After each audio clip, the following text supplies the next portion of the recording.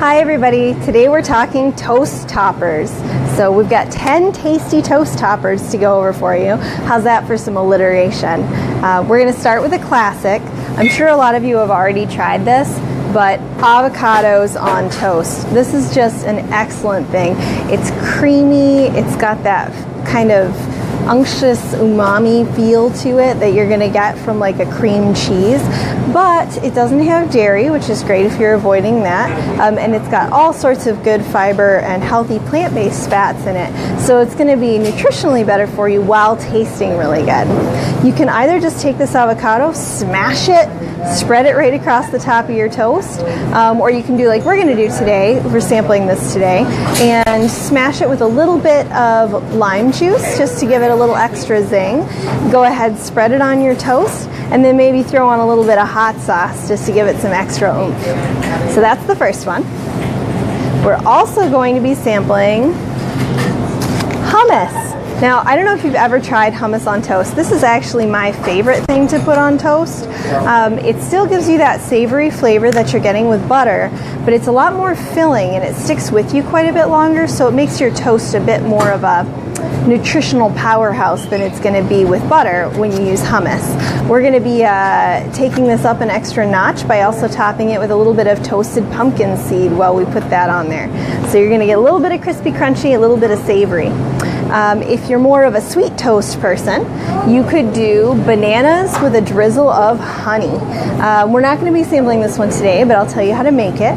You can either just smash that banana and spread it like you would with an avocado, or you can go ahead and, if you don't want to use this kind of honey, you could take raw honey, spread it on your toast just like you would any other thick spread, and then put your slices of bananas on top.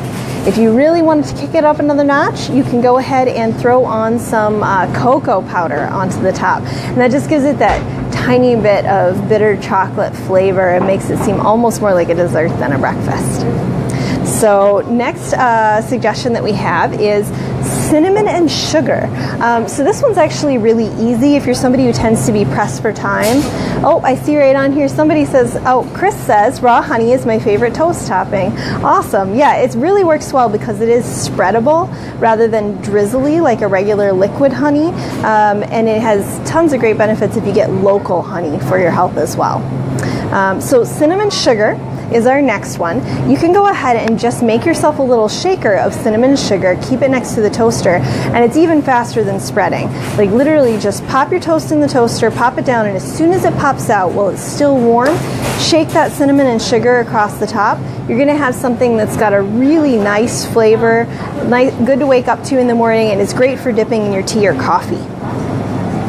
And if you really want to go crazy with that one, try spreading it with butter first and then putting your cinnamon sugar on. That's going to be really good. Next we have, so I'm not going to demonstrate this one, but we're cheddar and apple slices. This might sound a little odd, but that sweet savory combo is actually really good. What I recommend is toasting your toast just a little bit, taking your thin apple slices, layering them on the toast, and then sprinkling shredded or thinly sliced cheddar over the top, and put it under the broiler until everything is hot and starts to melt together a little bit.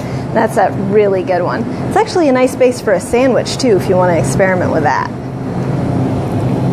Then we're going to do hazelnut spread and pear. We're actually going to be sampling this one today. We're using the Justin's chocolate hazelnut spread. You could use Nutella as well. It'll be a little bit on the sweeter side. This has more of the nutty hazelnut flavor, so it sticks with you a little bit more than it will if you use something that's a bit on the sweeter, lighter side. So you just want to spread a nice layer of this over your warm toast, put on some thin crispy slices of pear, and there you go. That's another one that's almost like having dessert for breakfast. Then, okay, so this is one that I actually really like to make at home. Fortunately, I don't have any asparagus here to demo for you, but asparagus and garlic. It might sound a little funny, but it's super good. You want to take your asparagus, break it up into little pieces, throw it in a saute pan with some olive oil, Once it gets soft, and you don't want to go more than like medium heat, because the goal here isn't to caramelize the asparagus, it's to soften it. So once it starts to cook down just a little bit, you can go ahead and add in your garlic. And when it starts to get really soft, so it's almost falling apart, take that whole mixture, that olive oil, asparagus, garlic mixture, spread it right on your toast, and sprinkle some sea salt on the top, and it is so good. We also have a suggestion here that manchego is really good with apple slices, which makes sense because it's a nice melting cheese. Honestly, most cheeses are going to be good on toast with your apple slices, but cheddar and manchego are our top suggestions today. So, asparagus garlic, that's your other savory one that we got there. So this is kind of an interesting combination. Ricotta and apricot preserves. So you're getting that creamy, kind of slightly savory, salty flavor from the ricotta, and then you're getting like the tangy sweetness from the apricots. It's a little bit of a surprising flavor combination. I recommend doing this on like a thicker bread, something almost like a crostini, kind of a thicker white bread, something with a little chew to it. It also makes a really good appetizer as well as a breakfast option. You can use fresh apricots if you want to, but I would really suggest slicing them and then throwing them in a saute pan, either with a little bit of honey, a little bit of lemon juice, even just something so they can soften up and sweeten up for a couple of minutes, because that's going to bring out the sugars and the flavors in the apricots, and you're not going to get that if you just put fresh slices of apricot. It's going to be really tangy, and the texture contrast is going to be really high. So I recommend either using preserves or cooking just a little bit before you combine them with the ricotta. Now, you may or may not have tried this before, but tomatoes on toast, especially tomatoes with pesto, are a really good combination. So personally, I like to do this in like July, once the tomatoes, local tomatoes, are really in season, super tasty, super fresh. And then you're going to take and spread your pesto over your toast, and then take some nice thick slices of tomato, put those on top, maybe a little sprinkle of olive oil if you want, and pop the whole thing under the broiler just until the tomatoes start to get a little brown, start to caramelize a little bit. That's going to bring out the sweetness in the tomatoes and give you a really nice flavor.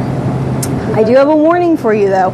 If you try this one, don't try to eat it the second it comes out of the oven, because tomatoes that have been put under the broiler are so hot. It is an excellent way to get that kind of pizza mouth thing where you burn the skin on the roof of your mouth. So you're going to want to give that one just a minute to cool down before you start eating it. Finally, the last one, and I really suggest trying this if you've never had anything like it, is going to be strawberry basil balsamic with cream cheese on toast. So what you want to do is get some nice fresh strawberries, chop them up until they're about the size that you would do if you were going to put, say, chunks of tomato in guacamole, like a small dice, right? So you're going to chop your strawberries up, and you want to toss them with just enough balsamic vinegar to kind of coat them well. And then you're going to throw in a few fresh leaves of finely chopped basil. So toss that all together and let that sit off to the side for a minute while you're toasting your toast, spreading on the cream cheese, and then put just a nice big dollop of that strawberry balsamic mixture on top, and it is so tasty. Like, it's a really good thing you could do for, say, brunch in the summer when strawberries are in season, or you could serve it as a little appetizer like I suggested with the ricotta apricot combo. But it's a real surprise to people, that sweet savory combination, and that addition of the basil to the strawberry really brings the flavor to a whole nother level. So those are my 10 toast suggestions today. We are going to be sampling avocado toast, hummus toast, and the pear and hazelnut spread toast today. So if you want to come down anytime before 5 o'clock, you can try those out. And then later I'll be posting all of these on the website. So I hope you guys are having a great Monday. Thanks for tuning in. Bye.